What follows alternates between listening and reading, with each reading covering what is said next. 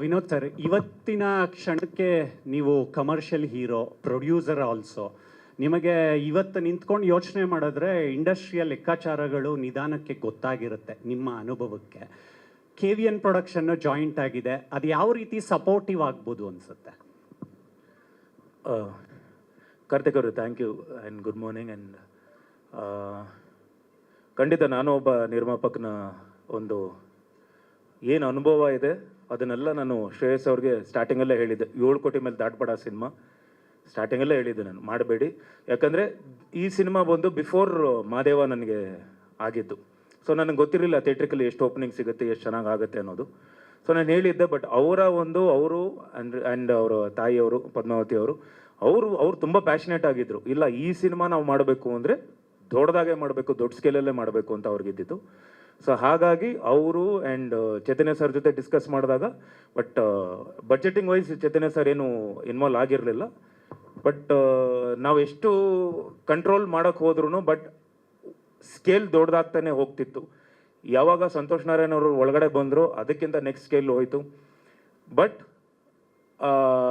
End of the day ಎಲ್ಲ ಕೂತ್ಕೊಂಡು ಲೆಕ್ಕಾಚಾರ ನೋಡಿದಾಗ ಇವತ್ತು ಆ್ಯಂಡ್ ಮಾದೇವನೂ ಆಗಿರೋದ್ರಿಂದ ನನಗೆ ಆ್ಯಂಡ್ ಟಿ ಸೀರೀಸ್ ಅವರು ಬೈ ಮಾಡಿದ್ರು ಸಿನಿಮಾನ. ಸೊ ಎಲ್ಲ ಲೆಕ್ಕಾಚಾರ ನೋಡಿದಾಗ ಚೆನ್ನಾಗಾಗ್ತಿದೆ. ಆ್ಯಂಡ್ ಪ್ರೊಡ್ಯೂಸರ್ ಅವ್ರಿಗೆ ಖಂಡಿತ ಹಾಕಿರೋ ಬಂಡವಾಳ ವಾಪಸ್ ಬರುತ್ತೆ ಅನ್ನೋ ನಂಬಿಕೆ ಇವತ್ತಿಗಿದೆ.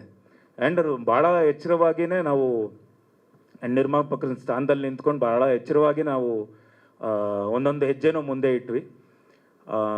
ಆ ಥರ ನೋಡಬೇಕಾದ್ರೆ ಬಿಕಾಸ್ ಆ ದಿನಗಳಲ್ಲಿರೋ ಕಾಸ್ಟ್ ಅಷ್ಟೂ ಬರಬೇಕು, ವಾಪಸ್ ಬರಬೇಕು ಅಂತ ಇಷ್ಟಪಟ್ಟಿದ್ದು ಶ್ರೇಯಸ್ ಅವರು.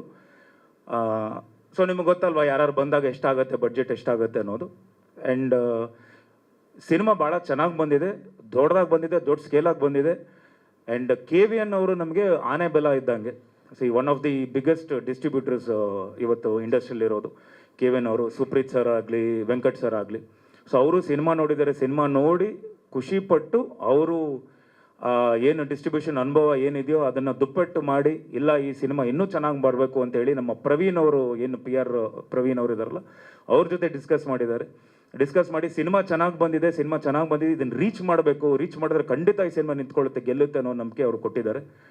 ಆ್ಯಂಡ್ ಅಫ್ಕೋರ್ಸ್ ಇದು ನಿಮಗೆ ನಾನು ನಿಮ್ಮ ಹತ್ರ ಮೊನ್ನೆನೂ ಇಂಟರ್ವ್ಯೂ ನಾನು ತುಂಬಾ ಮಾತಾಡಿದ್ದೀನಿ, ಸಿನಿಮಾ ಸ್ಟಾರ್ ಕಾಸ್ಟ್ ಬಗ್ಗೆ ಆಗಲಿ ಎಲ್ಲರ ಬಗ್ಗೆ ಆಗಲಿ. ಬಟ್ ಈಗ ನೀವು ಕೇಳಿದ ಕ್ವೆಶ್ಚನ್ಗೆ ಇದು ಆನ್ಸರ್ ಅಂದ್ಕೊಂಡ್ಬಂದೆ. Vinod sir, yes sir. ಯಾವುದೇ ಹೀರೋ ಆದರೂ ಕೂಡ ಭೂಗತ ಲೋಕದ ಸಿನಿಮಾಗಳನ್ನು ಒಪ್ಕೊಳ್ಳಿಕ್ಕೆ ಭಯಪಡ್ತಾರೆ. ಕೆಲವರು ಹಿಟ್ ಹೆಜ್ಜೆನ ಹಿಂದೆ ಇಡೋದು ಸಹಜ, ಆದರೆ ನೀವು ಮುಂದೆ ಇಟ್ಟಿದ್ದೀರಾ. ಸೊ ಹೇಗೆ ಸವಾಲನ್ನು ಸ್ವೀಕರಿಸ್ತೀರಾ? ಯಾಕಂತ ಹೇಳಿದ್ರೆ ಭೂಗತ ಲೋಕದ ಸಿನಿಮಾಗಳಂತ ಹೇಳಿದ್ರೆ ಒಂದಷ್ಟು ವಿವಾದಗಳು ಹುಟ್ಟೋದು ಸಹಜ, ಕಾನೂನು ಹೋರಾಟಗಳು ಹುಟ್ಟೋದು ಸಹಜ. ಸೊ ಹಾಗಾಗಿ ಯಾವ ರೀತಿ ರೆಡಿಯಾಗಿದ್ದೀರಾ? ಸರ್, ಮೊದಲನೇದಾಗಿ ಒಬ್ಬ ನಟ ಯಾವುದಕ್ಕೂ ಹೆದರಬಾರ್ದು. ಯಾವ ಒಂದು ಪಾತ್ರ ಬಂದ್ರೂ ಅದನ್ನು ಮಾಡಬೇಕು, ನಿಭಾಯಿಸಬಲ್ಲ ಅನ್ನೋ ನಂಬಿಕೆ ಇದ್ದರೆ ಖಂಡಿತ ಯಾವುದೇ ಒಂದು ಪಾತ್ರ ಬಂದ್ರೂ ಮಾಡೇ ಮಾಡ್ತಾರೆ ಸರ್. ಎರಡನೇದಾಗಿ ನಮಗೆ ಇದು ಕಾಲ್ಪನಿಕ ಸಿನಿಮಾ, ಇದು ಒರಿಜಿನಲ್ ಸಬ್ಜೆಕ್ಟ್ ಅಲ್ಲ ಅಂತ. This is fiction cinema. ಒಂದಿಷ್ಟು ಇನ್ಫ್ಲುಯೆನ್ಸ್ ಇರಬಹುದು, ಬೇರೆಯವರ ಒಂದು ಹೆಸರುಗಳಾಗಲಿ ಅಥವಾ ಇನ್ಫ್ಲುಯೆನ್ಸ್ ಇರ್ಬೋದು. ಹಾಗಾಗಿ ನನಗೆ ಯಾವುದೇ ರೀತಿ, ಯಾಕಂದರೆ ಇದು ಸಿನಿಮಾ ರೀತಿಯಲ್ಲಿ ನೋಡಿದಾಗ ನಿಮಗೆ ಏನು ಅನಿಸಲ್ಲ. And this is not a biopic. To be frank, biopic ಮಾಡಿದಾಗ ಇವೆಲ್ಲ ನಿಮಗೆ ಅನಿಸ್ಬೋದು, ಎಲ್ಲ ಇದನ್ನು ಮಾಡ್ತಾ ಇದ್ದೀವಿ ಅಥವಾ ಅವರ ಫ್ಯಾಮಿಲಿಯಿಂದ ಏನಾದರೂ ಪ್ರಾಬ್ಲಮ್ ಬರ್ಬೋದು ಅಥವಾ ಬೇರೆಯವ್ರ ಬಗ್ಗೆ ಬರ್ಬೋದು ಅಂತ. This is not a biopic ಮಾಡಿದ್ರೆ ಖಂಡಿತ ಒಂದು ಅವರ ಪರ್ಮಿಷನ್ಗಳು ಬೇಕಾಗುತ್ತೆ. ಸೊ ಯಾವುದೇ ರೀತಿಯಾದ ಭಯ ಇಲ್ಲ. ಹಾಗಾಗಿ ಆ್ಯಂಡ್ ಮೋರ್ ಓವರ್ ನನಗೆ ಭಾಳ ಈಸಿ ಇತ್ತು ಈ ಸಿನಿಮಾ ನಿಭಾಯಿಸೋದು, ಬಲರಾಮ ಅನ್ನೋದು. ಏನಕ್ಕೆ ಅಂದರೆ I was born and bought up in Frazer Town. ಈ ಕಡೆ ಶಿವಾಜಿನಗರ ಇತ್ತು, ಈ ಕಡೆ ಟ್ಯಾನರಿ ರೋಡ್ ಇತ್ತು. ನಿಮ್ಗೆ ಗೊತ್ತಿದೆಯೋ ಇಲ್ಲೋ ಗೊತ್ತಿಲ್ಲ, ಫ್ರೇಜರ್ ಟೌನ್. ಈ ಕಡೆ ಮಾಸ್ಕ್ ರೋಡ್ ಇತ್ತು. ಸೊ ನನ್ನ ಚೈಲ್ಡ್ಹುಡ್ ಫುಲ್ಲು ನಾನು ಬಂದು ಎಲ್ಲ ಹುಡುಗರು ಅದಾದಮೇಲೆ ಎಲ್ಲ ನೋಡಿಕೊಂಡೇ ಬೆಳೆದಿದ್ದೀನಿ ಸರ್ ಅಲ್ಲಿ. ಎಲ್ಲ ರೌಡಿಸಮ್ ಆಗಲಿ, ಎಲ್ಲ ಹುಡುಗರಾಗಲಿ. ಸೊ ನಾವು ಅದೇ ಒಂದು ಗಾಳಿಪಟಕ್ಕೆಲ್ಲ ಜಗಳಗಳು ಆಡಿರೋದು ಉಂಟು, ಸುಮ್ಮನೆ ಯಾವುದೋ ಒಂದು ಪಾರಿವಾಳಕ್ಕೆಲ್ಲ ಜಗಳಗಳ ಆಡಿರೋದು ಉಂಟು. ಸೊ ಐ ಸೀನ್ ದಟ್ ಇದು ಆ ಫೀಲ್ಡ್ನ ನೋಡ್ಕೊಂಡು ಬೆಳೆದಿದ್ದೀನಿ. ನಮ್ಮ ಹುಡುಗರು ಎಷ್ಟೊಂದು ಜನ JCಗೆ ಹೋಗಿದ್ದಾರೆ, ಎಷ್ಟೊಂದು ಜನ ಏನೂ ಮಾಡಿರಲ್ಲ, ಸುಮ್ಮನೆ ಬಾರೋ ಮಚ್ಚ ಅಂತ ಹೆಗಲ ಮೇಲೆ ಕೈ ಹಾಕೊಂಡು ಹೋಗಿ ಏನೋ ಕೇಸ್ಗಳು ಮಾಡಿಬಿಟ್ಟು ಅಂಧರಾಗಿರೋದು ನೋಡಿದ್ದಾರೆ. ನಾನು JCಗೆಲ್ಲ ಹೋದಾಗ ಏನು ಕೇಸ್ಗಳೇ ಮಾಡಿರೋ ಹುಡುಗರು, ಮಾಡದೇ ಇರೋ ಹುಡುಗರೆಲ್ಲ ಹಣ ಏನಣ್ಣ ಹಿಂಗೆ ಆಗ್ಬಿಡ್ತು ಅಂತೆಲ್ಲ ಹೇಳಿರೋದೆಲ್ಲ ನೋಡಿದ್ದೀನಿ. ಸೊ ಆ ಕಷ್ಟಗಳೆಲ್ಲ ಐ ವಾಸ್ ನಮ್ಮ ಫ್ರೆಂಡ್ಸು ತುಂಬ ಜನ ಇದ್ದಾರೆ. ಹಾಗಾಗಿ ಇವತ್ತಿಗೂ ನನಗೆ ನಾನು ಇನ್ನೊಂದು ವಿಷಯ ಹೇಳೋಕ್ಕೆ ಇಷ್ಟಪಡ್ತೀನಿ. ನನ್ನ ಮಾದೇವ ಸಿನಿಮಾ ಹೊರಗಡೆ ಬರೋಕ್ಕೆ ಮುಂಚೆ ಸಾಕಷ್ಟು ಪ್ರಾಬ್ಲಮ್ಗಳಿತ್ತು. ಸುಮಾರು ಜನ ಸ್ಟೇಗಳೆಲ್ಲ ತಂದಿದ್ರು, ಭಾಳ ಪ್ರಾಬ್ಲಮ್ಗಳಿತ್ತು. ನನಗೆ ಮುಂಚೆನೇ ಪರಿಚಯ ಆಗಿದ್ದು ಅಗ್ನಿಶ್ರೀಧರ್ ಸಾಹೇಬರು ಹಾಗೂ ಬಚ್ಚನ್ ಸಾಹೇಬರು. ನನಗೆ ಭಾಳನೇ ಒಂದು ಫ್ಯಾಮಿಲಿ ಫ್ರೆಂಡ್ಸ್, ನಮ್ಮ ತಂದೆಯ ಮೇಲೆ ತುಂಬ ಗೌರವ ಇದೆ ಅವ್ರಿಗೆ. ಹಾಗಾಗಿ ನನಗೆ ಮಾದೇವ ರಿಲೀಸ್ ಆಗೋಕ್ಕೆ ಅವರು ಎಲ್ಲರನ್ನೂ ಕರೆಸಿ ಕೂರಿಸಿ ಇವೆಲ್ಲ ಮಾಡಬೇಡಿ, ಸಿನಿಮಾ ರಿಲೀಸ್ ಆಗಲಿ ಅಂತ ಹೇಳಿ ಒಂದು ಮಾತು ಹೇಳ್ತಾರೆ, ಇವನು ನನ್ನ ಮನೆ ಮಗ, ಈ ಸಿನಿಮಾಗೆ ಯಾರು ಏನೂ ಪ್ರಾಬ್ಲಮ್ ಮಾಡಬಾರ್ದು ಅಂತ ರಿಲೀಸ್ ಮಾಡಿಸಿ ಸಿನಿಮಾ ಹೋಗಿ ಅಲ್ಲೇ ಕನಕಪುರ ರೋಡಲ್ಲಿ ಸಿನಿಮಾ ನೋಡ್ಕೊಂಡ್ಬಂದು ನನಗೆ ಫೋನ್ ಮಾಡಿ ತುಂಬ ಚೆನ್ನಾಗಿ ಮಾಡಿದೆ ನೀನು ಅಂತ ಹೇಳಿದವರು ಅವರು. ಸೊ ಹಾಗಾಗಿ ನನಗೇನು ಅವ್ರಿಗೂ ನನ್ನ ಬಗ್ಗೆ ಒಂದು ನಾನು ಬೆಳಿಬೇಕು, ಚೆನ್ನಾಗಿ ಮಾಡಬೇಕು ಅಂತ ಒಂದು ಒಲವಿದೆ.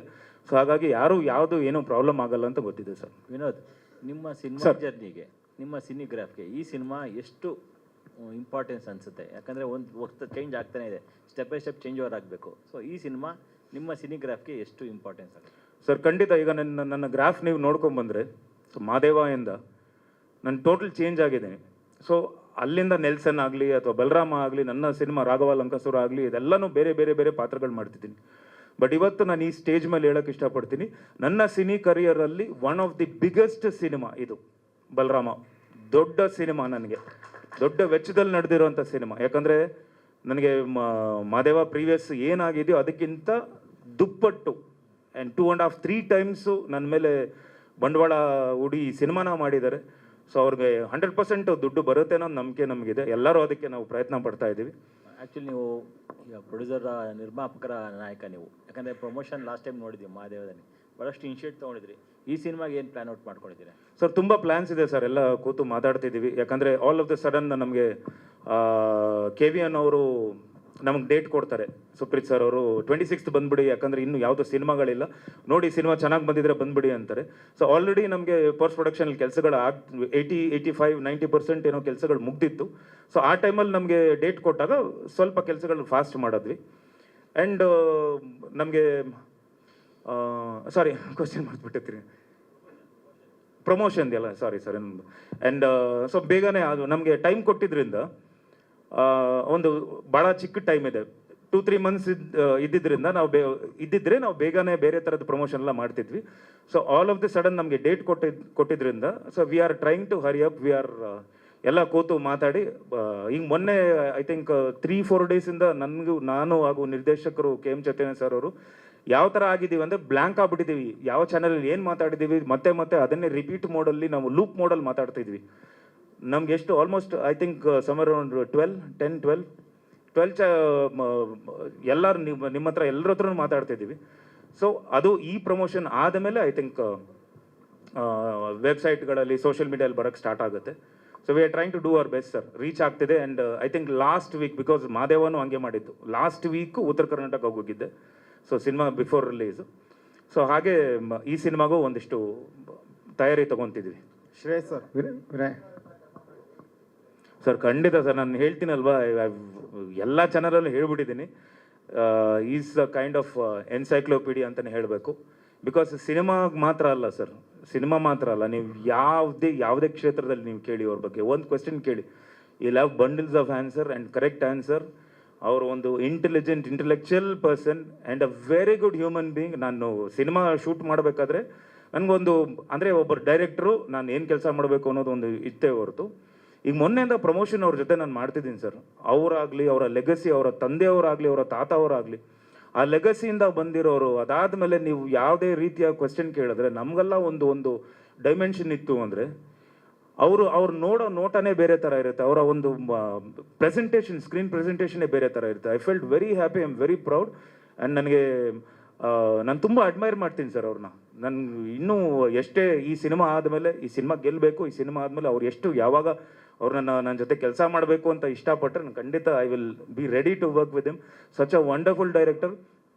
ಅಫ್ಕೋರ್ಸ್ ಇವಾಗ ಎಲ್ಲ ಹೇಳಿದ್ರು, ತಾರಮಾನು ಹೇಳಿದ್ರು, ಮೈಕೆಲ್ಲ ಹೊಡೆದಾಕಿದ್ರು ಅಂತೇಳಿ. ಸರ್ ನಾನು ಈಗ ನನಗೇನೋ ಬೇಕು, ಒಂದು ಫ್ರೇಮಲ್ಲಿ ಏನೋ ಬೇಕು ಅಂತ ನಾನು ಬಯಸಿದ್ರೆ ನಾನು ಅದು ಚೆನ್ನಾಗಿ ಬರೋವರೆಗೂ ನಾನು ಬಿಡಲ್ಲ ಸರ್. ನನಗೆ ಹಿಂಗೆ ಬೇಕು ಅಂತ ಇರುತ್ತೆ. ಆ ಥರ ಇರಬೇಕಾದ್ರೆ ದೊಡ್ಡ ಪ್ರೊಡಕ್ಷನ್ನು, ಒಂದು ಅಷ್ಟು ಖರ್ಚು, ಅಷ್ಟು ವೆಚ್ಚದಲ್ಲಿ ಒಂದು ಸಿನಿಮಾ ಮಾಡ್ತಿದ್ದಾರೆ, ಆಮೇಲೆ ಅಷ್ಟು ಜನ ಆರ್ಟಿಸ್ಟು ಬಾಂಬೆಯಿಂದ ಕರ್ಸಿರ್ತೀವಿ, ಟೈಮೆಲ್ಲ ಹೋಗ್ತಿರುತ್ತೆ. ಆ ಥರ ಇರ್ಬೇಕಾದ್ರೆ ಯಾರೋ ಒಂದು ಸಣ್ಣ ಮಿಸ್ಟೇಕ್ ಮಾಡಿದಾಗ ಖಂಡಿತ ಕೋಪ ಬಂದೇ ಬರುತ್ತೆ, ಯಾರೇ ಆಗಿರಲಿ. ಅದು ನನಗೆ ಕರೆಕ್ಟಾಗಿ ಬರಬೇಕು ಅನ್ನೋದು ಅವರ ಒಂದು ಇದು. ಸೊ ಹಾಗಾಗಿ ಅವರು ಕೋಪ ಮಾಡ್ಕೊಳ್ಳೋದು ಏನು ತಪ್ಪಿಲ್ಲ. And I felt very happy and I admire him, I love him so much. Shreyas sir, ಬಲರಾಮನ ದಿನಗಳು ನಿಮ್ಮ ಕನಸಿನ ಕೂಸು ಈ ಸಿನಿಮಾ. ಸೊ ಬೆಂಗಳೂರು ಹೊರತುಪಡಿಸಿ ಉಳಿದ ಹೊರ ಜಿಲ್ಲೆಗಳು ಅಂದರೆ ರಾಜ್ಯಾದ್ಯಂತ ಪ್ರಚಾರ ಕಾರ್ಯ ಯಾವ ರೀತಿ ಪ್ಲಾನ್ ಮಾಡ್ಕೊಂಡಿದ್ದೀರಾ? ಸೊ ಎಷ್ಟು ಚಿತ್ರಮಂದಿರಗಳಲ್ಲಿ ಇದು ರಿಲೀಸ್ ಆಗಲಿಕ್ಕೆ ಸಿದ್ಧತೆ ಇದೆ? ಯಾಕಂತ ಹೇಳಿದ್ರೆ ಲಾಸ್ಟ್ ಟೈಮು ಇದೇ ವಿನೋದ್ ಸರ್ದು ಸಿನಿಮಾಗಳು ಲಾಸ್ಟ್ ಟೈಮ್ ಥಿಯೇಟರ್ ಸಮಸ್ಯೆ ಆಯಿತು, ಅವರು ಫಿಲ್ಮ್ ಚೇಂಬರ್ ಅಂಗಳನ್ನು ಕೂಡ ತಲುಪಿದ್ರು. ಸೊ ಹಾಗಾಗಿ ಯಾವ ರೀತಿ ಸಜ್ಜಾಗಿದ್ದೀರಾ? ಸರ್ ಅದನ್ನು ಕರೆಕ್ಷನ್ ನಾನು ಮಾಡ್ಬಿಡ್ತೀನಿ. ಥಿಯೇಟರ್ ಸಮಸ್ಯೆ ಎಲ್ಲರೂ ಹಾಗೇನೆ ಹೇಳ್ತಿದ್ದಾರೆ. ಥಿಯೇಟರ್ ಅಂದರೆ ಮೇನ್ ಸಿಂಗಲ್ ಸ್ಕ್ರೀನ್ ಆಗಿಲ್ಲ ಸರ್. ನನಗೆ ಮಾಲ್ಗಳಲ್ಲಿ ಶೋ ಟೈಮಿಂಗ್ ಇದು ಮಾಡಿದ್ರು. ಅಂದರೆ ಬೇರೆ ಭಾಷೆ ಪರಭಾಷೆ ಸಿನಿಮಾಗಳಿಗೆ 10 ಶೋ 11 ಶೋ ಕೊಡ್ತಾಯಿದ್ರು. ನಮ್ಮ ಸಿನಿಮಾ ಎಕ್ಸಾಕ್ಟ್ಲಿ ಬೆಳಗ್ಗೆ 7:30 ಶೋ, ನೈಟು 9:30 ಶೋ ಕೊಡ್ತಿದ್ರು. ಆ್ಯಂಡ್ ಫಸ್ಟ್ ವೀಕ್ ಚೆನ್ನಾಗಿ ಹೋಗ್ತಿರೋ ಸಿನಿಮಾ ಅದು. ನಾನು ಕಲೆಕ್ಷನ್ ಲಿಸ್ಟ್ ತೋರಿಸಿದ್ದೆ. ಲಿಸ್ಟ್ ತೋರಿಸಿ ಚೆನ್ನಾಗಿ ಆಗಿಲ್ಲ ಅಂದರೆ ಅವ್ರದ್ದೊಂದು ನಾಮ್ಸ್ ಇದೆ, ಇಷ್ಟಾಗಲೇಬೇಕು ಕಲೆಕ್ಷನ್ ಅಂತೇಳಿ. ನಮ್ದು ಆಲ್ಮೋಸ್ಟ್ 80% 85% ಇದ್ದಾಗ್ಲೂ ಅವರು ಶೋಗಳು ಕಮ್ಮಿ ಮಾಡಿದ್ರು. ಅದಕ್ಕೆ ನಾನು ಕಾಲ್ ಮಾಡಿ ನಾನು ಬೇರೆ ಮಾತಾಡಿದ್ರು ಅವ್ರು ಕರೆಕ್ಟಾಗಿ ಸ್ಪಂದಿಸ್ತಿಲ್ಲ ನನಗೆ. ನಾನು ಮಾತಾಡಿದೆ. ಅದಾದಮೇಲೆ ನಾನು ಹಾಗೂ ಅನಿಲ್ ನಮ್ಮ PR ಕೆಲಸ ಮಾಡ್ತಿದ್ರು. So we went there. ನಾವು ಕೂತ್ಕೊಂಡು ಮಾತಾಡಿದಾಗ ಅವರು ಕರೆಕ್ಟಾಗಿ ಇನ್ನೂ ನಮಗೆ ಸ್ಪಂದಿಸ್ತಾ ಇರಲಿಲ್ಲ. ಅದಕ್ಕೆ ಕಾರಣ ನಮ್ಮ ಡಿಸ್ಟ್ರಿಬ್ಯೂಟರ್ನು ಮಾದೇವ ಯಾರು ಡಿಸ್ಟ್ರಿಬ್ಯೂಟ್ ಮಾಡಿದ್ರೆ ಗೊತ್ತಾ, ಅವರು ಕಾರಣ. ಯಾಕೆ ಅಂದರೆ ಲಾಸ್ಟ್ ಮೂಮೆಂಟಲ್ಲಿ ಪ್ರೊಡ್ಯೂಸರ್ ಹೋಗಿ ಅವ್ರಿಗೆ ಪ್ರೊಡ್ಯೂಸರ್ ಬದಲಾವಣೆ, ಡಿಸ್ಟ್ರಿಬ್ಯೂಟರ್ ಬದಲಾವಣೆ ಆಯಿತು. ಡಿಸ್ಟ್ರಿಬ್ಯೂಟರ್ ಬದಲಾವಣೆ ಆದಾಗ ಲಾಸ್ಟ್ ಮೂಮೆಂಟಲ್ಲಿ ಬೇರೆ ಡಿಸ್ಟ್ರಿಬ್ಯೂಟರ್ ತಗೊಂಡ್ರು. ಅಲ್ಲಿಗೆ ಪ್ರಾಬ್ಲಮ್ ಆಯಿತು. ಇಲ್ಲಿ ನಮಗೆ ಸಮಸ್ಯೆನೇ ಬರಲ್ಲ ಸರ್, ಯಾಕಂದರೆ ನಮ್ಮ ಹತ್ರ ಒಂದು ಆನೆನೇ ಇದೆ ಇವತ್ತು KVN ಅವರು. ಸೊ ಇವೆಲ್ಲ ಏನೂ ಪ್ರಾಬ್ಲಮ್ ಆಗಲ್ಲ. ಮಿಕ್ಕಿದ್ದು ಕ್ವಶನ್ ಅವ್ರು ಆನ್ಸರ್ ಮಾಡ್ತಾರೆ. ಹಾಂ ಸರ್, ಸಿಗ್ತಲ್ಲ ಆನ್ಸರ್. ವಿನಯ್ ರಾಜ್ಯಾದ್ಯಂತ ಎಷ್ಟು ಥಿಯೇಟರ್ಗಳ ರಿಲೀಸ್ ಆಗ್ತಿದೆ ನಂಬರ್ ಹೇಳಲಿಲ್ಲ ಸರ್. ಇನ್ನೂ ಮೀಟಿಂಗ್ ನಡೀತಾ ಇದೆ, ಇನ್ನೊಂದು ವಾರದಲ್ಲಿ ಥಿಯೇಟ್ರಲ್ಲಿ ಸಿಗುತ್ತೆ. ವಿನಯ್, ಅಂದರೆ ಆ್ಯಸ್ ಅ ಆ್ಯಕ್ಟರ್ ಆಗಿ ಅಂದರೆ ಟೆಲಿವಿಷನ್ ಮಾಡ್ತೀರಿ, ರಿಯಾಲಿಟಿ ಶೋ ಮಾಡ್ತೀರಿ, ಆ್ಯಸ್ ವೆಲ್ ಆ್ಯಸ್ ಎಲ್ಲ ಥರದ ಸಿನಿಮಾಗಳನ್ನು ಮಾಡ್ತೀರಿ. Yes sir. ಒಬ್ಬ ಆ್ಯಕ್ಟರ್ ಆಗಿ ತುಂಬ ಕನ್ವಿಕ್ಷನ್ ಆಗಿ ನಿಮ್ಮನ್ನು ನೀವು ಇನ್ವಾಲ್ವ್ ಮಾಡಿಕೊಂಡು ಎಲ್ಲ ಪ್ರಾಜೆಕ್ಟ್ಗಳಲ್ಲೂ ನೀವು ಒಂದು ಮೇನ್ ಲೀಡಾಗಿ ಕಾಣಿಸ್ಕೊಳ್ಳುವಂಥದ್ದಕ್ಕೆ ಒಂದು ಸ್ಟ್ರಾಂಗ್ ಸೀಕ್ರೆಟ್ ಇರುತ್ತೆ. ಏನು ಸೀಕ್ರೆಟ್ ಅಂತ ಅಂದರೆ ಆಲ್ಮೋಸ್ಟ್ ಎಲ್ಲ ಸಿನಿಮಾಗಳನ್ನು ಮಾಡ್ತಾರೆ. We are very happy about your career. It's all opportunity and ನಿಮ್ಮೆಲ್ಲರ ಬ್ಲೆಸ್ಸಿಂಗ್ಸು ಸರ್ ಅಷ್ಟೇ. ಬಿಕಾಸ್ ಕನ್ನಡ ಸಿನಿಮಾ ಎಲ್ಲರೂ ಹೇಳ್ತಾ ಇದ್ದಾರೆ ಸಿನಿಮಾ ಥಿಯೇಟ್ರಿಗೆ ಜನರು ಬರ್ತಿಲ್ಲ ಅಂತ ಅಂದ್ಬಿಟ್ಟು. I think that law will be broken by this movie. ಈ ಸಿನಿಮಾ ಸ್ಟಾರ್ಟ್ ಆದಮೇಲೆ ಖಂಡಿತ ಜನರು ವಾಪಸ್ ಸಿನಿಮಾ ನಂಬ್ಕೊಂಡು ಥಿಯೇಟರ್ಸ್ಗೆ ಬರ್ತಾರೆ. ಆ್ಯಂಡ್ ಆಲ್ಸೋ ಅದಕ್ಕೆ ಕಾರಣ ಏನು ಅಂದರೆ, ಈಗ ತಾರಮ್ಮ ಹೇಳ್ದಂಗೆ ನಮ್ಮ ಫ್ಯೂಚರಿಸ್ಟಿಕ್ ಡೈರೆಕ್ಟರ್ ಒಂದು ಪಾಸ್ಟ್ಗೆ ಹೋಗ್ಬಿಟ್ಟು ಆ ಪಾಸ್ಟ್ನ 80s ತೆರೆ ಮೇಲೆ ತೊಗೊಂಡ್ಬಂದಿದ್ದಾರೆ. ಅದನ್ನು ಥಿಯೇಟ್ರಲ್ಲಿ ನೋಡಿದ್ರೇ ಚೆನ್ನಾಗಿರುತ್ತೆ. ಆ 80sಗೆ ಹ್ಯಾಂಡ್ ಪಿಕ್ ಮಾಡಿರುವಂಥ ಕ್ಯಾರೆಕ್ಟರ್ಸು ಆ್ಯಂಡ್ ಅದಕ್ಕೆಲ್ಲ ಲೀಜರ್ ಕೊಟ್ಟಿರುವಂಥ production house and most of all ನಮ್ಮ ವಿನೋದ್ ಸರ್ ಪ್ಲೇ ಮಾಡಿರೋದು. ಅವ್ರ ಜೊತೆನಲ್ಲಿರೋವಂಥ ಅಷ್ಟು ಕ್ಯಾರೆಕ್ಟರ್ಸ್ ಆಗಲಿ ನಾನಾಗಲಿ ಪ್ರತಿಯೊಬ್ಬರಿಗೂ ಒಂದು ಮೋಟಿವೇಶನ್ ಕೊಟ್ಟು ಇದೇ ರೀತಿ ಮಾಡಬೇಕು ಅಂತ ಒಂದು ದಾರಿ ತೋರಿಸ್ಕೊಟ್ಟು ಇದು ಟೀಮ್ ಜೊತೆನಲ್ಲಿ ಒಂದು ಮಾಡಿದಾಗ I think this kind of compliments will flow. ಜೊತೆಗೆ ವಿನಯ್ ಅವರು ಯಾವುದೇ ಪ್ರಾಜೆಕ್ಟ್ ಮಾಡಿ ಬಂದ ನಂತರ ಒಂದಷ್ಟು ವಿಷಯಗಳು ವೈರಲ್ ಆಗ್ತವೆ. ಇಲ್ಲಿ ಏನು ವೈರಲ್ ಆಗ್ಬೋದಂತ ಸರ್, ಒಂದು ವೈರಲ್ ಆಗಿರೋ ಪ್ರಾಜೆಕ್ಟ್ನ ತೊಗೊಂಡು ಬಂದು ಇಲ್ಲಿ ಸ್ವಲ್ಪ ಇದು ಮಾಡಿದ್ದೀವಿ, ಪ್ಲೇಸ್ ಮಾಡಿದ್ದೀವಿ ಅಷ್ಟೇ. ನಮ್ಮ ಮಚ್ ಬ್ರದರ್ ಇವತ್ತು ಬರಬೇಕಾಗಿತ್ತು, ಬಟ್ ಅವನು ಎಲ್ಲೋ ಶೂಟ್ನಲ್ಲಿದ್ದಾನೆ, ರಜತ್. ಅದಕ್ಕೆ ಕೇಳಿದ್ದು ನಾನು. ಸೊ ಅದರದ್ದೊಂದು ಗ್ಲಿಮ್ಸು ಇಲ್ಲೂ ನೋಡೋದಕ್ಕೆ ಸಿಗತ್ತೆ ಅಂತ ಹೇಳ್ತೀನಿ sir. Thank you so much. Padma madam ಇಲ್ಲಿ ನಮಸ್ತೆ. ಆ ದಿನಗಳು ನನಗೆ ಈ ಭೂಗತ ಜಗತ್ತೇನಿದೆ, ಬೆಂಗಳೂರು ಭೂಗತ ಜಗತ್ತಿನ ಪರಿಚಯ ಆಗಿದ್ದು ನನಗೆ ಅಗ್ನಿಶ್ರೀಧರ್ ಅವ್ರ ಮೂಲಕ. ಯಾಕೆಂದ್ರೆ ನಾನು ಅಕಾಡೆಮಿಕ್ ಬ್ಯಾಕ್ಗ್ರೌಂಡಿಂದ ಬಂದಂಥವನು, ನಮ್ಮ ತಂದೆ ತಾತ ಎಲ್ಲ ಪ್ರೊಫೆಸರ್ಸು. ನನಗೂ ಭೂಗತ ಜಗತ್ತಿಗೂ ಯಾವುದೇ ರೀತಿಯ ಸಂಬಂಧ ಇರಲಿಲ್ಲ.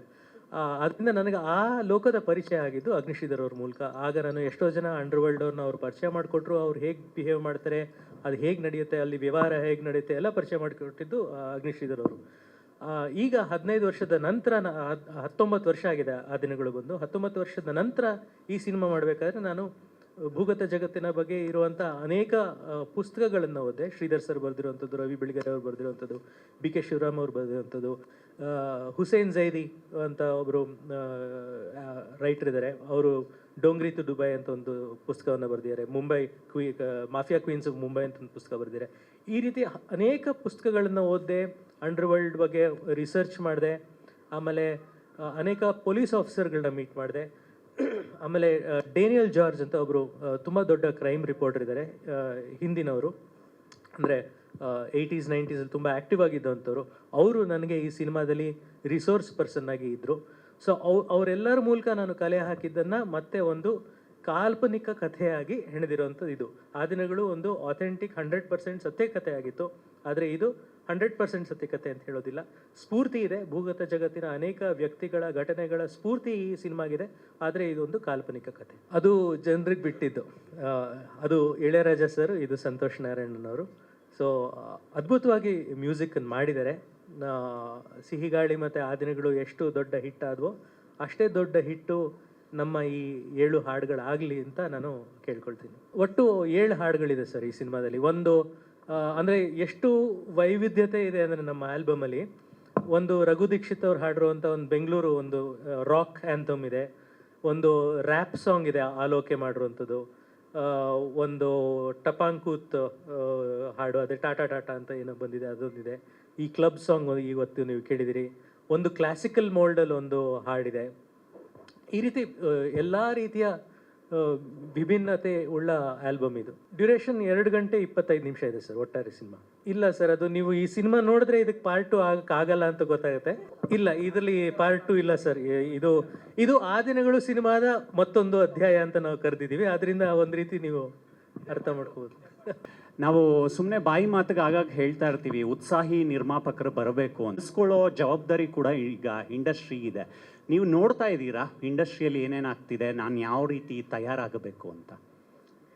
ಸರ್, ಒಂದಂತೂ ಸತ್ಯ ಹೇಳ್ತೀನಿ, ಪ್ರತಿಯೊಬ್ಬ ಪ್ರೊಡ್ಯೂಸರ್ಗೂ ಒಂದು ಸಿನಿಮಾ ಮಾಡಿದ ಮೇಲೆ ಭಯ ಅನ್ನೋದಿರುತ್ತೆ. ಖಂಡಿತ ನಾನು ಈ ವೇದಿಕೆ ಮೇಲೆ ಕೂತ್ಕೊಂಡು ಹೇಳ್ತಾ ಇದ್ದೀನಿ, ಆ ಭಯನೇ ಇಲ್ಲ ನನಗೆ. ಯಾಕಿಲ್ಲ ಅಂದರೆ 100% ನನ್ನ ಸಿನಿಮಾ ಗೆಲ್ಲುತ್ತೆ ಅನ್ನೋ ಒಂದು ಭರವಸೆ. ಬಟ್ ಇಂಥ ಆರ್ಟಿಸ್ಟ್ ಜೊತೆ ಕೆಲಸ ಮಾಡಿದ್ದೀನಲ್ಲ ಅನ್ನೋ ಭರವಸೆ, ನಮ್ಮ ಡೈರೆಕ್ಟರ್ ಸರ್ ಮೇಲಿರೋಂಥ ಭರವಸೆ, ನನಗೆ ಯಾವುದೇ ರೀತಿ ಭಯ ಇಲ್ಲ. ಇದರಲ್ಲಿ ತುಂಬ ಅಚ್ಚುಕಟ್ಟಾಗಿ ನಿಭಾಯಿಸಿದ್ದೀವಿ. ಬಟ್ ಅದು ನನಗೆ ಖುಷಿ ಇದೆ.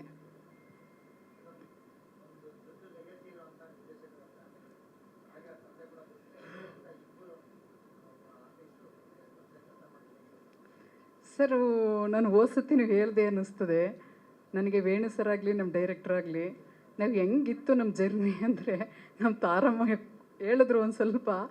ಬಟ್ ತುಂಬ ಹ್ಯಾಪಿ ಸರ್. ತುಂಬ ಜರ್ನಿಲಿ ನಾನು ಇಂಥವ್ರ ಜೊತೆ ನನ್ನ ಮಗಂಗೂ ನಾನು ಥ್ಯಾಂಕ್ಸ್ ಹೇಳ್ತೀನಿ. ಏಕೆಂದರೆ ಇಂಥವ್ರನ್ನ ಈ ಸಿನಿಮಾ ಕರ್ಕೊಬಂದಲ್ಲ, ಅದು ಹೇಳ್ಕೊಳ್ಳಿಕ್ಕೆ ಸಾಧ್ಯ ಇಲ್ಲ.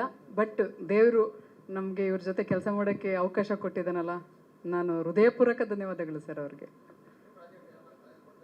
ಖಂಡಿತ ಇದೆ, ಖಂಡಿತ ಒಂದು ದೊಡ್ಡ ಮಟ್ಟಿಗೆ ಪ್ಲ್ಯಾನ್ ಇದೆ. ಬಟ್ ನಿಮ್ಮೆಲ್ಲರ ಆಶೀರ್ವಾದ, ದೇವರ ಆಶೀರ್ವಾದ, ಅಭಿಮಾನಿಗಳ ಆಶೀರ್ವಾದ ಎಲ್ಲರದ್ದು ಇದ್ದರೆ ಖಂಡಿತ ನಾವು ಒಂದು ದೊಡ್ಡ ಪ್ಲ್ಯಾನ್ ಮಾಡ್ತಾ ಇದ್ದೀವಿ. ಮುಂದಿನ ದಿನಗಳಲ್ಲಿ ಅದನ್ನು ನಾವು ಪ್ರಸ್ತಾಪ ಮಾಡ್ತೀವಿ. Vinod sir. Yes sir. Vinod sir ಇಲ್ಲಿ ಸರ್. ಹೆಚ್ಚು ಕಮ್ಮಿ 20-22 ವರ್ಷದಿಂದ ಸಿನಿಮಾ ರಂಗದಲ್ಲಿದ್ದೀರಾ. ಸೊ ಇವಾಗ ನೀವು ಒಂದು ಮಾತು ಹೇಳಿದ್ರಿ, ನಾವು ಸಿನಿಮಾನ ರಿಲೀಸ್ ಮಾಡ್ಬೇಕಂದ್ರೆ ಒಂದು ಆನೆನೇ ಜೊತೆಲಿ ಕರ್ಕೊಬರ್ಬೇಕು ಅಂತ. ಅಂದರೆ ಹೊಸ ಡಿಸ್ಟ್ರಿಬ್ಯೂಟರ್ಗೆ, ಹೊಸ ಪ್ರೊಡ್ಯೂಸರ್ಗಳಿಗೆ ಅವಕಾಶ ಕಡಿಮೆನಾ ಮಲ್ಟಿಪ್ಲೆಕ್ಸ್ಗಳಲ್ಲಿ? ಹೇಗೆ ಕನ್ನಡ ಸಿನಿಮಾದ ಕರ್ನಾಟಕದಲ್ಲಿ ರಿಲೀಸ್ ಮಾಡಬೇಕು ಅಂದರೆ ಭಯ ಪಡಬೇಕಾ, ಆನೆನೇ ಜೊತೆಲಿ ಕರ್ಕೊಬರ್ಬೇಕಾ? ಸರ್, ಆ ಥರ ಇಲ್ಲ. ಅಂದರೆ ನಾವು ಲಾಸ್ಟ್ ಟೈಮು ಎಡದ್ವಿ, ಓಕೆನಾ, ಎಲ್ಲೋ ಒಂದು ಕಡೆ ಮಿಸ್ಟೇಕ್ ಆಗಿದ್ದು. ಬೇರೆ ಡಿಸ್ಟ್ರಿಬ್ಯೂಟ್ರು ಕರ್ಕೊಂಬಂದಾಗ ಅಲ್ಲಿ ಏನೋ ಒಂದು ಪ್ರಾಬ್ಲಮ್ಗಳಾಗಿ, ಅದಾದ ಮೇಲೆ ಲಾಸ್ಟ್ 1 ವೀಕ್ ಇದ್ದಾಗ ಸಿನಿಮಾನ ಟೇಕ್ ಓವರ್ ಮಾಡ್ತಾರೆ ಬೇರೆ ಡಿಸ್ಟ್ರಿಬ್ಯೂಟ್ರ್ ಬಂದು. ಅಲ್ಲಿಗೆ ಆ 1 ವೀಕ್ ಇದ್ದಾಗ ಅವ್ರಿಗೆ ಟೈಮ್ ಸಾಲಲ್ಲ. ಆ ಟೈಮ್ ಸಾಕಾಗದೇ ಇರೋದ್ರಿಂದನೇ ಏನಾಗುತ್ತೆ, ಎಲ್ಲಿ ಏನು ಥಿಯೇಟ್ರ್ ಸಿಗುತ್ತೆ, ಯಾವ ಥಿಯೇಟ್ರ್ ಸಿಗುತ್ತೆ, ರಿಲೀಸ್ ಆಗಲಿ, ಡೇಟ್ ಹಾಕ್ಬಿಟ್ಟಿದ್ದೀವಿ ಅಂತೇಳಿ ರಿಲೀಸ್ ಮಾಡ್ತಾರೆ. ಇಲ್ಲೇನಾಗುತ್ತೆ ಅಂದರೆ, ಸಿನಿಮಾದಲ್ಲಿ ಪಳಗಿರೋರು KVN ಅವರು ಬಿಗ್ಗೆಸ್ಟ್ ಪ್ರೊಡ್ಯೂಸರ್ಸ್, ಅವ್ರಿಗೆ ಇನ್ ಆ್ಯಂಡ್ ಔಟ್ ಎಲ್ಲನೂ ಗೊತ್ತಿದೆ. ಕೆಲವು ಟೈಮಲ್ಲಿ ಥಿಯೇಟರ್ ಓನರ್ಸ್ ಏನು ಮಾಡ್ತಾರೆ, ಆಮೇಲೆ ಥಿಯೇಟರ್ ನಿಮಗೆ ಎಕ್ಸಿಬಿಟರ್ಸ್ ಏನಾಗುತ್ತೆ ಅಂದರೆ, ನಿಮಗೆ ಟೈಮಿಂಗು ಅದಾದಮೇಲೆ ಹೋಲ್ಡ್ ಇರಲ್ಲ ಹೊಸ ಡಿಸ್ಟ್ರಿಬ್ಯೂಟರ್ಸ್ಗಳಿಗೆ. ಅವ್ರು ಕೇಳಿದ ಟೈಮಿಂಗು, ಆಮೇಲೆ ಅವ್ರು ಕೊಟ್ಟಿದ್ದ ಟೈಮಿಂಗ್ ಇವ್ರು ತಗೋಬೇಕು. ಇಲ್ಲೇನಾಗುತ್ತೆ, KVN ಅವ್ರು ಮಾತಾಡಿದಾಗ ಅವರ ಹೋಲ್ಡ್ ಇರುತ್ತೆ, ಅವ್ರ ಹೋಲ್ಡ್ ನಮಗೂ ಇರುತ್ತೆ, ನಮ್ಮ ಸಿನಿಮಾ ಮೇಲೆ ಇರುತ್ತೆ. ಹೊಸ ಡಿಸ್ಟ್ರಿಬ್ಯೂಟರ್ಸ್ಗೆ ಆ ಹೋಲ್ಡ್ ಇರಲ್ಲ ಅಂತ ನಾನು ಹೇಳ್ತಿದ್ದೀನಿ. ಎಷ್ಟೊಂದು ಸಲ ನೀವು ಕೇಳಿದಾಗ ಎಕ್ಸಿಬಿಟರ್ಸ್ ಏನು ಮಾಡ್ತಾರೆ ಅಂದರೆ ಯಾವುದೋ ಓಡ್ತಾರೆ ಸಿನಿಮಾನು ಬೇಡಪ್ಪ ನಮ್ಗೆ ಬೇರೆ ಸಿನಿಮಾ ಬರ್ತಿದೆ ಅಂದಾಗ ನಿಮಗೆ ಗೊತ್ತಿರುತ್ತೆ ಅದೆಲ್ಲ ಏನೇನೋ ಗೊತ್ತಿರುತ್ತೆ, ಎಷ್ಟು ರೆಂಟ್ ಬರುತ್ತೆ. ಹಿಂದಿ ಸಿನಿಮಾ ಹೊರಗಡೆಯಿಂದ ಬಂದಾಗ ಅವರು ಎಷ್ಟು ಪ್ರಯೋರ್ ಆಗಿ ಬೇರೆ ಸಿನಿಮಾಗಳನ್ನ ಬುಕ್ ಮಾಡ್ಕೊತಾರೆ. 11 ಶೋ ನಮಗೆ ಕನ್ನಡಕ್ಕೆ ಕೊಡಲ್ಲ, ಓಕೆನಾ, ಹಿಂದಿಗೆ ಕೊಡ್ತಾರೆ, ಬೇರೆ ಲ್ಯಾಂಗ್ವೇಜ್ ಕೊಡ್ತಾರೆ. ಯಾಕೆ ಕೊಡ್ತಾರೆ ನಿಮಗೂ ಗೊತ್ತಿದೆ ಅದು. ಯಾಕಂದರೆ ಅವ್ರು ಬಿಫೋರ್ ಆಗಿ ಅವ್ರ ಬಿಸ್ನೆಸ್ಸು ತೋರಿಸ್ಕೊತಾರೆ, ಅವ್ರು ಬಿಫೋರ್ ಆಗಿ ರೆಂಟ್ಗಳು ಕಟ್ಬಿಡ್ತಾರೆ, ಅವ್ರು ಮಾಡ್ತಾರೆ. ಇಲ್ಲೇನಾಗುತ್ತೆ, ನಮಗೆ ನಮ್ಮ ಸಿನಿಮಾ ಇದು ನಮ್ಮ ಜಾಗದಲ್ಲೇ ನಮ್ಮ ಸಿನಿಮಾಗಳಿಗೆ ನಮ್ಮ ಸಿನಿಮಾ ಓಡ್ಲಿ ಬಿಡಿ, ನಮ್ಮ ಸಿನಿಮಾ ಮೇಲೆ ನಂಬಿಕೆ ಇರೋದಕ್ಕೆ ನಾವು ಓಡ್ಲಿ ಬಿಡಿ ಅಂತ ನಾವು ಬಿಡ್ತೀವಿ. ಅಲ್ಲಿ ಆ್ಯಕ್ಚುಲಿ ಅದು ಬೇರೆನೇ ಇದೆ, ನಿಮಗೆ ಅಂಡರ್ ಕರೆಂಟಲ್ಲಿ ಬೇರೆನೇ ಬಿಸ್ನೆಸ್. ಅದು ಹೆಂಗಾಗುತ್ತೆ, ಎಲ್ಲಿ ಬೆಂಗಳೂರಲ್ಲಿ ಓಡಿದ್ರೆ ಅವ್ರಿಗೆ ಬೇರೆ ಬಿಸ್ನೆಸ್ ಹೆಂಗಾಗುತ್ತೆ ಅನ್ನೋದು ಅವ್ರಿಗೂ ಗೊತ್ತಿದೆ. ಇಲ್ಲೇನಾಗುತ್ತೆ, ನಮ್ಮ ಹೊಸ ಪ್ರೊಡ್ಯೂಸರ್ಗಳು ಹೊಸ ಡಿಸ್ಟ್ರಿಬ್ಯೂಟರ್ಗಳ ಹತ್ರ ಹೋದಾಗ ನಿಮ್ಗೆ ಕಷ್ಟ ಆಗುತ್ತೆ. ಥಿಯೇಟರ್ ಎಕ್ಸಿಬಿಟರ್ಸ್ಗಳು ಕರೆಕ್ಟ್ ಟೈಮಿಂಗ್ ಕೊಡಲ್ಲ ನಿಮಗೆ. ಇಲ್ಲಿ ನಮಗೆ KVN ಅವ್ರದ್ದು ಪ್ರಾಬ್ಲಮೇ ಆಗಲ್ಲ. ಸೊ ಅದು ಆನ್ಸರ್. ಹೇಳಿ. ನಮ್ಮ ಹರಿ ಸರ್ ಅವ್ರನ್ನ ಒಂದ್ಸಲ ಮಾತಾಡಿಸಿ, ಕೂರಿಸ್ಬಿಟ್ಟು ನೀವು ಯಾರು ಮಾತಾಡ್ಸಿ ಪ್ಲೀಸ್. ಆ್ಯಂಡ್ ನಮ್ಮ ಹರಿ ಸರ್ ಅವರು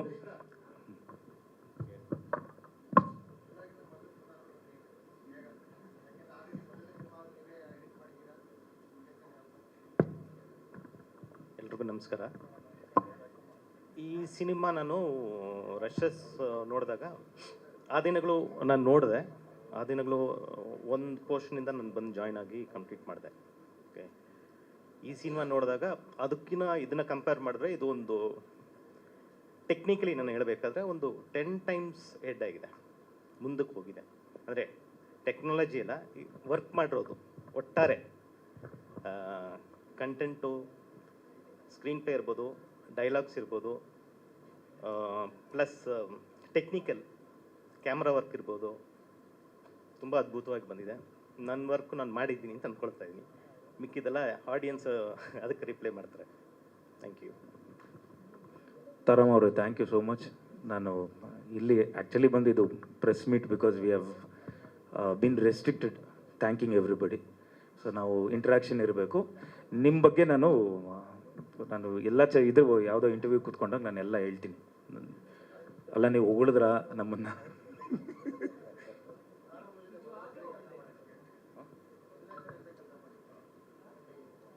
ಇಲ್ಲ, ತಾರಮ್ಮ ಅವ್ರ ಜೊತೆ ನಾನು ಇನ್ನು ವೇಣು ಸರ್ ಜೊತೆ ನಾನು ಮೊದಲನೇ ಸಲ ಕೆಲಸ ಮಾಡಿರೋದು.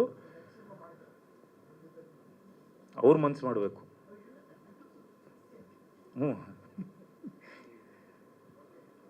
ಎಸ್, ಬಂದಿದ್ದಕ್ಕೆ ಎಲ್ರಿಗೂ ಧನ್ಯವಾದಗಳು. Thank you so much.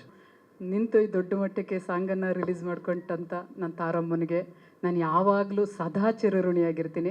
ಏಕೆಂದರೆ ಅವ್ರ ಯಜಮಾನ್ರಿಗೆ ಚಿರಋಣಿಯಾಗಿತ್ತೆ. ಇವತ್ತು ನನಗೆ ಒಂದು ತಾಯಿ ಸ್ಥಾನದಲ್ಲಿ ನಿಂತ್ಕೊಂಡು ಈ ಮಟ್ಟಿಗೆ ಬಂದು ಆಶೀರ್ವಾದ ಮಾಡಿದ್ದಾರೆ. ನನಗೆ ತುಂಬ ಹೃದಯದ ಧನ್ಯವಾದಗಳು. ಮತ್ತು ನಮ್ಮ ಭೂಷಣ್ ಮಾಸ್ಟ್ರು ಅಷ್ಟೇ, ಅವರು ನಿಜವಾಗ್ಲೂ ಇದರಲ್ಲಿ ಲೊಕೇಶನ್ನಲ್ಲಿ ತುಂಬ ಆ್ಯಕ್ಟಿವ್ ಆಗಿ ಕೆಲಸ ಮಾಡ್ತಾಯಿದ್ರು. ನಗಾಡ್ಕೊಂಡು ಖುಷಿಲಿ ಡ್ಯಾನ್ಸನ್ನು ಕಲಿಸಿ ಆಡಿಸ್ತಿದ್ರು. ಅವ್ರಿಗೂ ಕೂಡ ಅಷ್ಟೇ. ಮತ್ತು ನಮ್ಮ ವಂದಿತಾ ಗೌಡ ಅವರು ತುಂಬ, ಒಬ್ಬ ಹೆಣ್ಣುಮಗಳು ನಿಜಕ್ಕೂ ನನಗೊಂದು ಖುಷಿ ಇದೆ. ಅಷ್ಟು ಅಚ್ಚುಕಟ್ಟಾಗಿ ಅವರು ಹೇಳಿದಂಥದ್ದೆಲ್ಲ ಡ್ಯಾನ್ಸನ್ನು ಅಚ್ಚುಕಟ್ಟಾಗಿ ಮಾಡಿಕೊಟ್ಲು ಮಗಳು. ಅವಳಿಗೂ ಕೂಡ ನನ್ನ ತುಂಬ ಹೃದಯದ ಧನ್ಯವಾದಗಳನ್ನು ಹೇಳ್ತೀನಿ. ಯಾವುದನ್ನು ಇದಾಗಲ್ಲ, ನಾನು ಮಾಡಲ್ಲ ಅಂತ ಪಾಪ ಆ ಕ್ಷಣದಲ್ಲಿ ಒಂದು ಮಾತನ್ನು ಕೂಡ ಹಾಡ್ದಂಗೆ ಅಚ್ಚುಕಟ್ಟಾಗಿ ಮಾಡಿಕೊಟ್ಲು. ಒಳ್ಳೆಯದಾಗಲಿ. ಇನ್ನೂ ಅವಳು ದೊಡ್ಡ ಎತ್ತರಕ್ಕೆ ಇಂಡಸ್ಟ್ರಿಯಲ್ಲಿ ಬೆಳೀಲಿ, ನಿಮ್ಮೆಲ್ಲರ ಆಶೀರ್ವಾದ ಇರಲಿ. ಮತ್ತು ಮಾಧ್ಯಮ ಮಿತ್ರರಿಗೂ ಕೂಡ ನಮ್ಮ ಎಲ್ಲ ಕೆಲಸ ಕಾರ್ಯಗಳಲ್ಲಿ ಮುಂದಾಳತ್ವವನ್ನು ವಹಿಸ್ಕೊಂಡು ಅಚ್ಚುಕಟ್ಟಾಗಿ ಮಾಡಿಕೊಡ್ತಾ ಇದ್ದೀರಿ. ನಾನು ನನ್ನ ಮಗನ ಪರವಾಗಿ ತುಂಬ ಹೃದಯದ ಧನ್ಯವಾದಗಳನ್ನು ನಿಮ್ಮೆಲ್ರಿಗೂ ಅರ್ಪಿಸ್ತಾ ಇದ್ದೀನಿ. ಎಲ್ಲ ಬಂದಂಥ ನಮ್ಮ ಸಿನಿಮಾಗೆ ಬಂದಂಥ ಆರ್ಟಿಸ್ಟ್ಗಳಾಗಿರ್ಬೋದು, ಎಲ್ಲರೂ ಈ ವೇದಿಕೆ ಪರವಾಗಿ ನಮ್ಮೆಲ್ಲರ ಪರವಾಗಿ ತುಂಬ ಹೃದಯದ ಧನ್ಯವಾದಗಳನ್ನು ಹೇಳ್ತಿದ್ದೀನಿ. ನಮಸ್ಕಾರ.